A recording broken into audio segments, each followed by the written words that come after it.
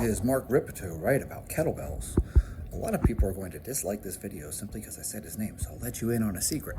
The government doesn't want you to know this, but if you say Rippetoe and click your heels together during your last set of 5, Mark will appear and grant you a wish. You take that to the bank.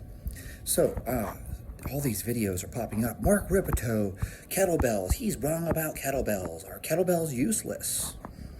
And I'm going to address the actual argument instead of just insulting Mark. Like, where's Mark now?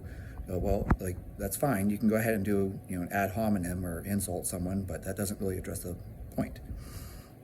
So what did Mark actually say? And this is really important because people take the clip out of context. Mark said that kettlebells are useless.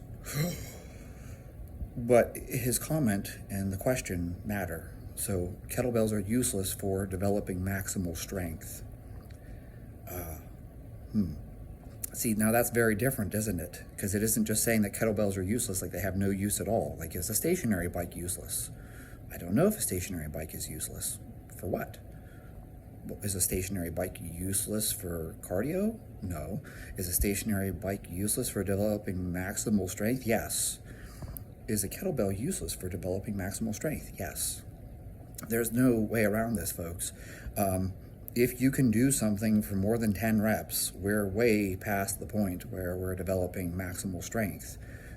If you're swinging your 1-pood or 2-pood kettlebell for sets of 20, or you're doing 10,000 swings, this is not maximal strength. If you can't load it maximally, what a concept, you're not developing the quality of maximal strength. And in fact, I would even argue, and this won't be popular, but I actually don't think sets of 5 are optimal for developing maximal strength either. Think about this for a moment.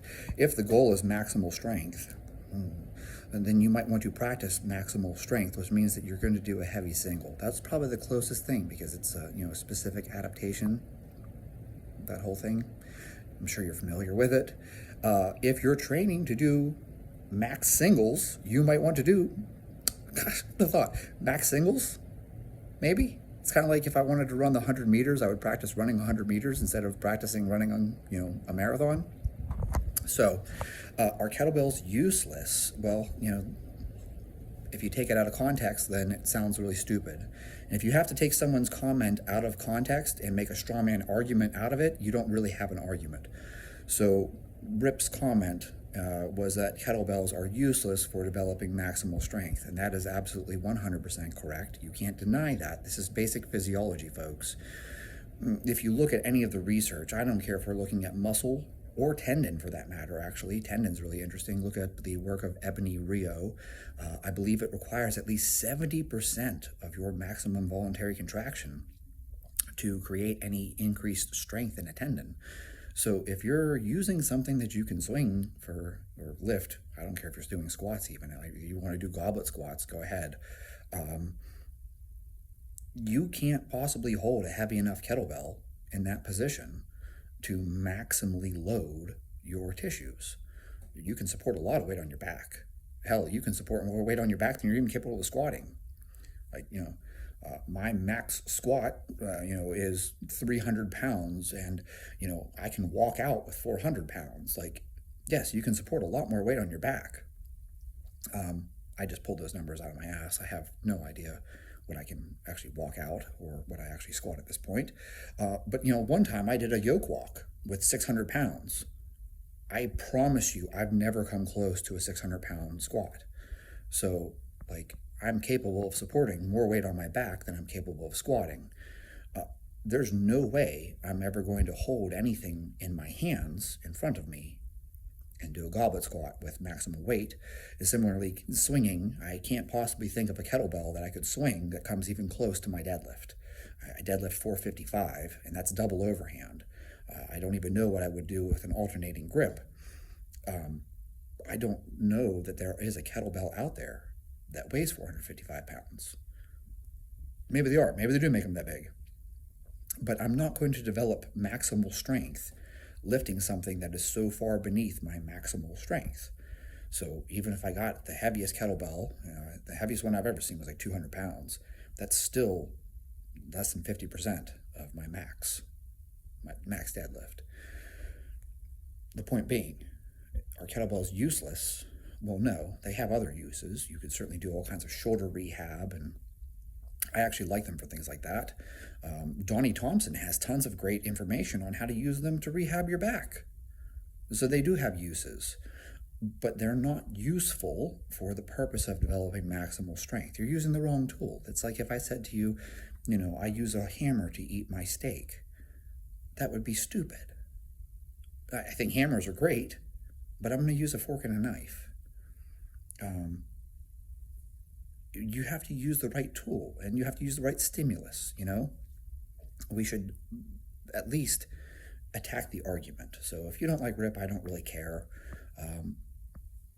The comment and the question and the context is, are kettlebells useful for developing maximal strength? And no, the answer is they are useless for developing maximal strength.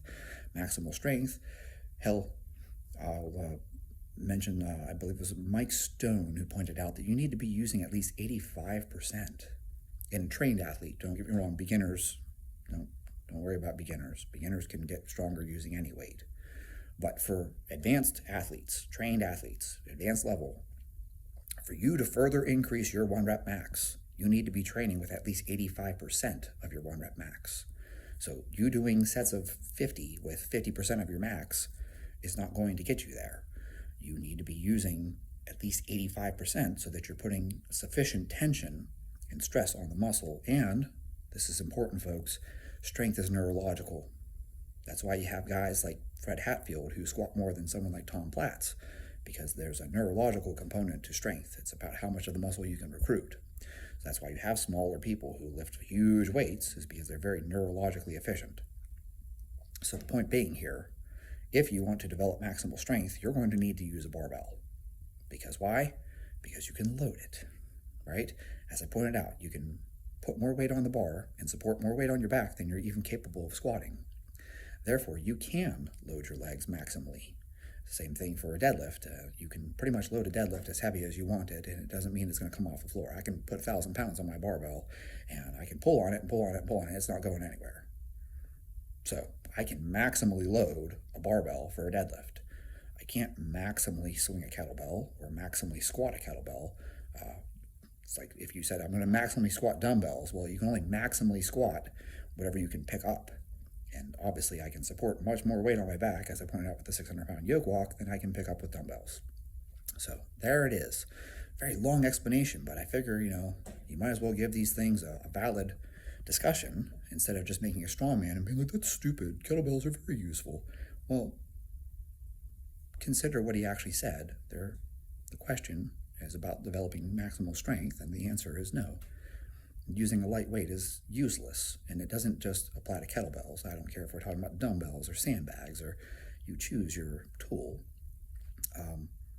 Anything light that you can do for a lot of reps is useless for developing maximal strength. There it is. And like I said, click your heels together and say Rippetoe during your last set of 5s. Mark will appear, and he will grant you a wish. One wish. Don't get greedy.